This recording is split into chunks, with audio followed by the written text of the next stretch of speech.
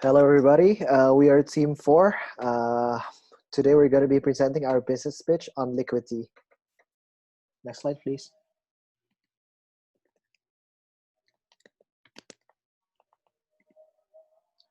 So first of all, we're going to start with our business model canvas. So our value proposition is that Liquity is the first decentralized borrowing protocol which offers optimal interest rate of 0% while giving considerable returns to lenders. Our revenue streams is going to come from loan insurance and redemption fees, and also the franchise fee. And our cost structure will be smart contract insurance fees, protocol maintenance fees, and also the fixed cost will be day-to-day operation fees. Here are our value propositions. So decentralized borrowing protocol, interest-free liquidity, and also low collateral ratio.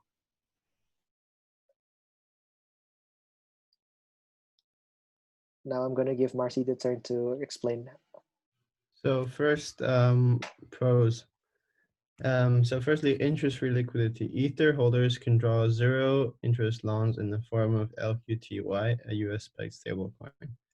Next, low collateral ratio. Borrowers only need to maintain a collateral ratio of 110% thanks to a highly efficient instant liquidation mechanism.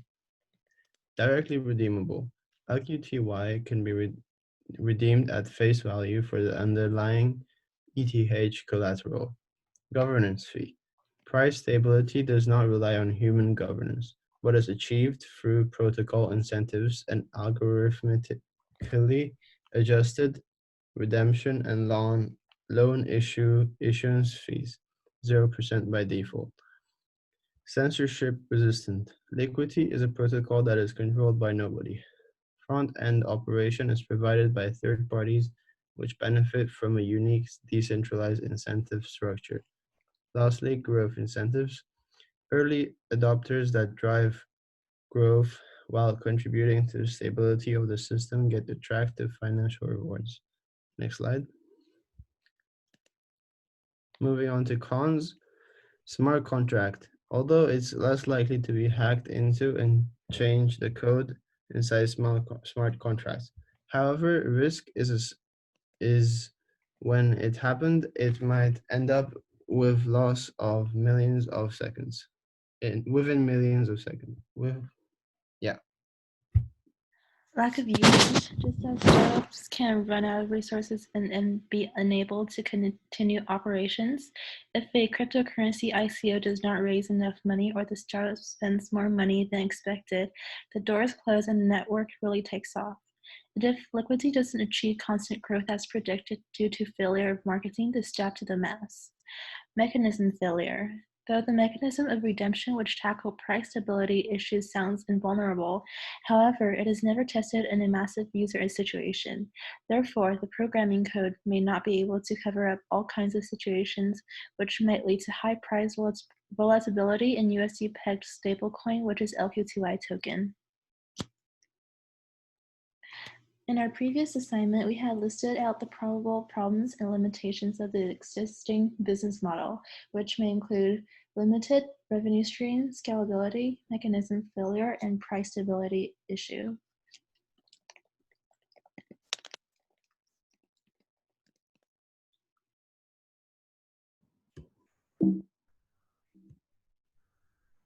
Right now, I'll talk about our strategy and solutions. First, we will outsource to develop new subcategory. We will refine our existing business structure with action such as reduce operation costs, provide more services, and increase internal security. Our solution to price stability issue is to increase the value of stablecoin, which can tackle the problem and prevent it from dropping to below the standard. Our new value proposition would be Liquidity is an interest-free version of MakerDAO, which enables borrowers to issue a loan at ease. And here we have new key partners in our refined business model canvas. It's adopt more stable coins. We have more elite programmers and DeFi enthusiasts. And we have new revenue stream from newly built function.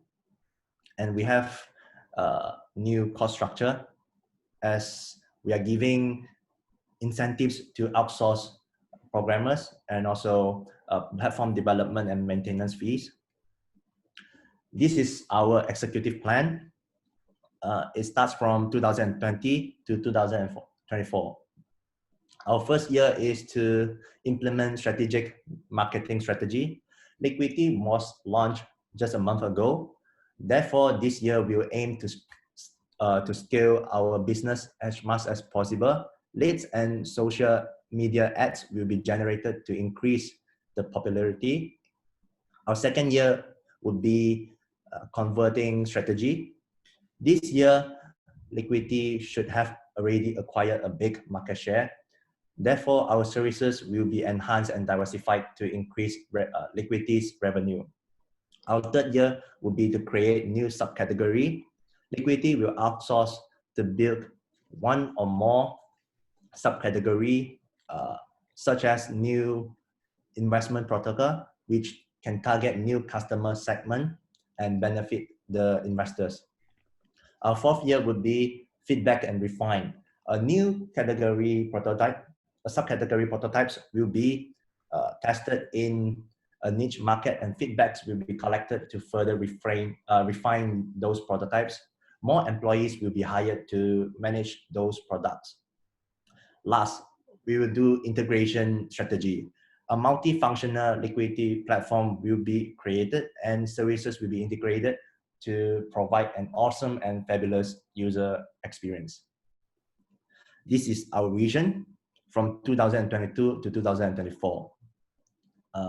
We are inventing high return investment protocol. Hereby, it enables investor to invest in an annual basis, and the funds will be monitored by prestigious startup accelerator such as Y Combinator and top investment firm, which is the Blackstone Group. So this is our partner, Team 2 Damas, and they are doing the launch digital currency, DCEP, which means the China RMB. And this is our business process. In our new high return investment protocol, we integrated DCEP into our business process. The investors will invest some amount of money into the investment pool, and the funds will be monitored by either startup accelerator or private equity firms. And they will invest it into startups, either startups or company. The whole process will use DCP, which is RMB, to be our only trading currency. Right now, I'll leave the stage to Ferendi and talk about his self-intro. Hello, my name is Randy. I'm the CEO of Liquidity. On the top and bottom right, you can see my contact info and the languages I speak respectively. And on the left, you can see my education and also my ambition. So I'm a freshman student in East China Normal University and Emlyon Business School, studying the Bachelor's of Business Administration, starting from the year 2019 to 2023. And my ambition are to be either an investment banker or a financial and or risk analyst. So the skills that I have is stress management. I'm good at teamwork. I'm good at doing analytical reading and analysis. I'm good at public speaking, and I'm also multilingual. So my motto is Vincit quise vincita, which means he who conquers himself is the true champion. Okay, so my name is Cheng Li Jie, and I'm CEO of Liquidity. My motto is always strive to be a better version of myself. My education background is I'm a BBS student, and I studied science major in Senja High School. I'm a Malaysian Chinese who was born and raised in Ipoh, Perak State of Malaysia. my ambitions are to be an entrepreneur in fitness industry, and my plan B is to be a financial analyst. My skills are fitness training, stress management, teamwork, analytical skills, and teaching. My talents are playing guitar, singing, bodybuilding, and reading. And I speak 5 languages, which are Chinese, Cantonese, English, Bahasa Malaysia, and a little bit of French. Marcy will talk about. Okay. Hello, so I am Martin. I am CFO of Liquidity, and my quote is success is a journey, not a destination. So I'm also a BBA student in ECNU. I was born in Hungary in Budapest, but I went to high school in China. Some skills that I have are leadership and teamwork, and I speak 4 languages at various levels, as you can see in the bottom left corner. Bottom right corner, sorry. Next, we have Catherine. Hello, my name is Catherine. I am the CMO of Liquidity. My motto is "A Brave New World That Has Such People in It" by William Shakespeare. I am a Chinese American born and raised in the Silicon Valley, and I graduated from Saratoga High School last year. I am a student in East China Normal University and Emily on Business School. I speak 3 different languages: Chinese, English, and Chinese, and I'm proficient in all 3. I'm currently learning French. My skills are leadership, teamwork, bilingual, digital photography, and zither. My family has been in the jewelry industry for over 20 years, and we own a jewelry company with markets in both China and the US. So I hope I can be an entrepreneur in the jewelry industry in the future. I have my contact information on the right here. Thank you.